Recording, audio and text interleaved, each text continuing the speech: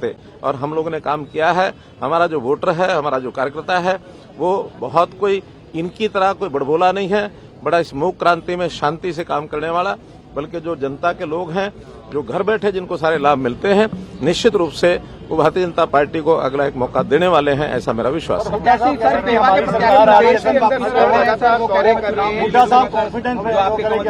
को टिकट दिया गया था सर, अभी प्रेस कॉन्फ्रेंस करके उन्होंने अनाउंस किया है।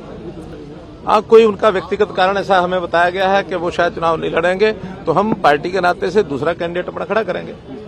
सर, पूरे प्रदेश में आप लगातार घूम रहे हैं और मुख्यमंत्री भी खुद जो है वो भी लगातार घूम रहे हैं। किस तरीके का माहौल देखने को मिल रहा है? और खुद आज का यदि हम रोड शो का जिक्र करें, एक जोरदार मैसेज देने का काम जो है वो बीजेपी कर रही है। कैसा माहौल जो है वो प्रदेश में देखने को मिल रहा है? मैंने आपको बता दिया कि माहौल पूरे प्रदेश में ऐसा बना है कि हरियाणा में तीसरी बार भारतीय जनता पार्टी की सरकार बनाने के लिए यहाँ के मतदाताओं ने अपना मन बना लिया है। अब चूंकि चुनाव की प्रक्रिया तो ये आखिर पूरी करनी है, इस पूरी करने में निश्चित रूप से मेरा विश्वास है कि भारतीय जनता पार्टी की तीसरी बार श्री नायब सिंह सैनी जी के नेतृत्व में ये सरकार बनेगी। कांग्रेस और आपका गठबंधन नहीं हुआ सर, किसको किस तरह से देखते हैं? ये कह रहे थे हुड्डा साहब की गठबंधन होगा, तो आप भी बोल रही थी गठबंधन होगा। ऐसा कि इनके यहाँ पार्टियों का सिस्टम तो है नहीं, व्यक्तियों का सिस्टम है।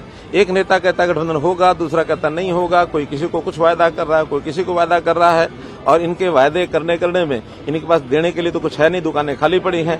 तो खाली दुकान में जब सौदा नहीं होता और बदले में पैसे वगैरह इकट्ठे कर लें तो उनका दिवाली तो पिटना ही है। राविंद्र जी कह रहे हैं मैं बनूंगा सीएम हरियाणा का मुख्यमंत्री, बकायदा उन्होंने अभी थोड़ी देर पहले भी कहा। देखिए, क्लेम करने के लिए कोई कर सकता है। मैंने तो 2014 में ये कहा था कि हमारे 90 के 90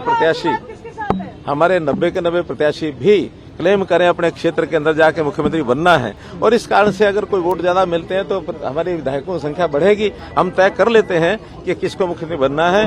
खुले मंच पर हमारे होम मिनिस्टर साहब ने ये घोषणा कर दी है कि अगला जो चुनाव हमारा ये है, ये हम हमारे जो वर्तमान मुख्यमंत्री हैं श्री नायब सिंह सैनी जी के नेतृत्व में ही लड़ेंगे।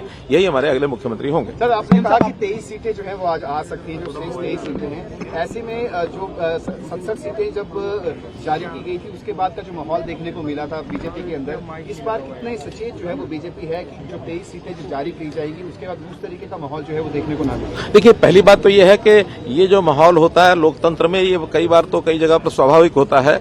अच्छे कार्यकर्ता एक से ज्यादा भी टिकट के क्लेमेंट होते हैं। सबको इच्छा होती है कि मुझे टिकट मिले, और मानो एक को मिलनी है बाकी नहीं मिलती है तो थोड़ा रोष होता है। और ये आज नहीं, हर चुनाव में होता है। लेकिन मुझे इतना पता है कि हम भारतीय जनता पार्टी के लोग अपने अनुशासन के नाते अपने कार्यकर्ताओं पर भरोसा करते हैं। काफी लोगों ने हमने उनको मना लिया है, और जो बचे हैं इन 2 दिन में 3 दिन में सबसे बात हो जाएगी। फिर भी इक्का दुक्का अगर कोई इस प्रकार का है कि जो इंडिपेंडेंट लड़ता है या कहीं दूसरी पार्टी में जाता है, दूसरी पार्टियों से तो बहुत हमारे पास भी आए हैं। कितने ही लोग जेजेपी से आए हैं, कितने कांग्रेस से आए हैं, और अभी और आने की लाइन लगी है। इतना ही है, हमने तो 67 सीटें घोषित करने के बाद स्थिति बनी है। वो तो 67 घोषित कर ही नहीं सके, और बल्कि उन्होंने जो पहले घोषित की है, जो उनके सिटिंग गेटिंग का फार्मूला, ये अपना करके और अपने लोगों को मुंह बंद करने का काम किया है। जो असल वास्तव में जो सीटें जिसमें उनके झंझावात पड़े हुए हैं, मुझे तो आज ये भी पता लगा है कि शैलजा जो है शायद शाम तक कुछ गुल खिला दे। मैं तो रिजाइन की बात नहीं कही, सोनिया गांधी से मैंने तो कुछ और शब्द प्रयोग किए हैं। शैलजा ने सोनिया गांधी से शिकायत की है, दावेदार जो है वो देखे जा रहे हैं। भी की है। ये उनका स्वभाव है, एक दूसरे की शिकायत भी करना और एक दूसरे को सबक भी सिखाना। वो एक दूसरे को सबक सिखाएंगे, लाभ हमको होगा। तो कितनी सीटें आप कह रहे हैं सर आएंगी बीजेपी की? देखिए, ये विषय नहीं होता। एक ही टारगेट है कि पूर्ण बहुमत से भारतीय जनता पार्टी की अगली बार सरकार बनाना। कांग्रेस के अंदर बहुत सारे सीएम के दावेदार दिख रहे हैं। कभी कह रहे हैं कि सिटिंग एमपीज को टिकट दी जाएगी, कभी कहा जा रहा है कि हाईकमान से बात करने के बाद उनको टिकट दी जा सकती है। जब उनकी टिकट जो है वो जारी हो जाएंगी तब कैसी कहना? उनकी दुविधा ये है कि वो मुख्यमंत्री का चेहरा ही प्रस्तुत नहीं कर पा रहे हैं। बाप कहता मैं बनूंगा, बेटा कहता मैं बनूंगा, बुआ कहती मैं बनूंगी। तो ये सब अपने अपने तरीके से कहते हैं सब बनेंगे। अब कैसे बनेंगे और क्या द्वंद मचेगा, ये अनुमान आप भी लगा सकते हैं, मैं भी लगा सकता हूँ। मैंने बोल लिया। क्या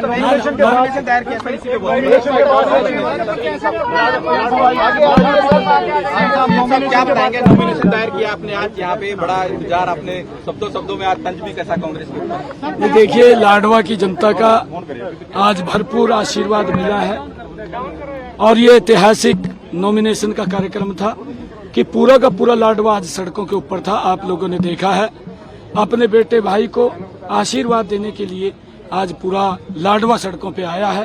एक बात तय की है कि हरियाणा की डबल इंजन की सरकार ये 8 अक्टूबर के बाद बहुत बड़े मार्जिन के साथ तीसरी बार बन रही है।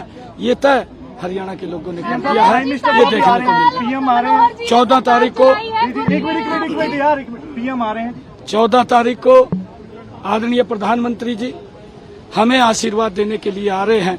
उनके नेतृत्व में हरियाणा और फले फूले ऐसा आशीर्वाद आदरणीय प्रधानमंत्री जी का मिलेगा और हम भव्य स्वागत उनका यहाँ पर करेंगे। Thank you sir, thank you.